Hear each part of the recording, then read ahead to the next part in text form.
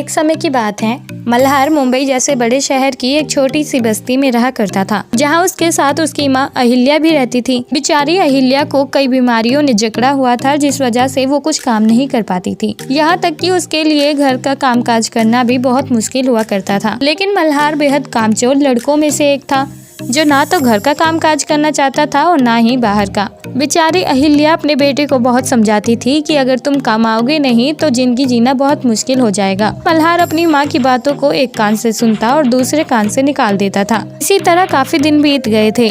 तभी एक दिन मल्हार की मुलाकात कल्याणी नाम की लड़की से होती है। कल्याणी बेहद खूबसूरत लड़की थी और पढ़ी लिखी भी थी, जिसकी इन्हीं खूबियों में मल्हार अपना दिल हार बैठा था। इसलिए मल्हार ने कल्याणी से अपने प्यार का इजहार किया और कल्याणी ने भी मल्हार का प्रपोजल एक्सेप्ट कर लिया। इसी तरह दोनों एक दूसरे के साथ अपना बेहद ज्यादा वक्त गुजारने लगे थे। बीतते समय के साथ साथ कल्याणी को पता चलने लगा था कि मल्हार कोई काम नहीं करता। इसलिए एक दिन कल्याणी खुद ही मल्हार को काम करने को कहती है कि अगर तुम कमाओगे नहीं तो फिर मैं तुम्हारे साथ अपनी जिंदगी कैसे गुजार सकती हूँ। इसलिए बेहतर यही होगा कि हम दोनों आज ही एक दूसरे से अलग हो जाएं। यही कहकर कल्याणी वहाँ से चली जाती है। कल्याणी के बिना मल्हार अधूरा अधूरा महसूस करने लगा था। अब उसे समझ नहीं आ रहा था कि वो करे तो करे क्या। ना तो उस बस्ती में कोई कंपनी थी और ना ही मल्हार मजदूरी का काम कर सकता था। तभी एक दिन मल्हार अपनी माँ से कहता है कि माँ आज खाना मैं बनाऊंगा, और यही कहकर मल्हार राजमा चावल बनाने लगता है। मल्हार के हाथ के बने राजमा चावल अहिल्या को बेहद ज्यादा पसंद आते हैं।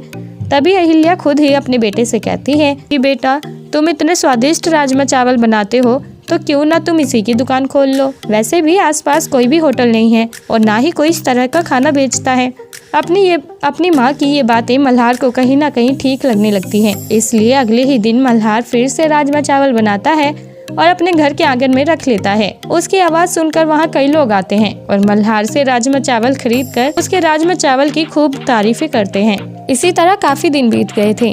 अब मल्हार ने अपनी कमाई से एक स्कूटी भी खरीद ली थी, जिस स्कूटी का इस्तेमाल करते हुए मल्हार स्कूटी में ही राजमा चावल बेचने लगा था। और जब मल्हार अपने इस काम में कामयाब हुआ, तभी वो अपनी माँ के साथ कल्याणी से उसका हाथ मांगने पहुँचता है।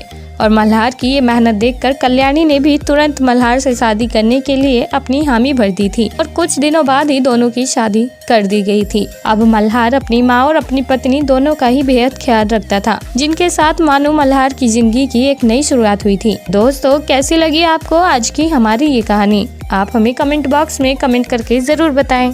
और साथ ही ऐसी और दिलचस्प कहानियाँ सुनने के लिए आप हमारे चैनल को सब्सक्राइब करना ना भूलें।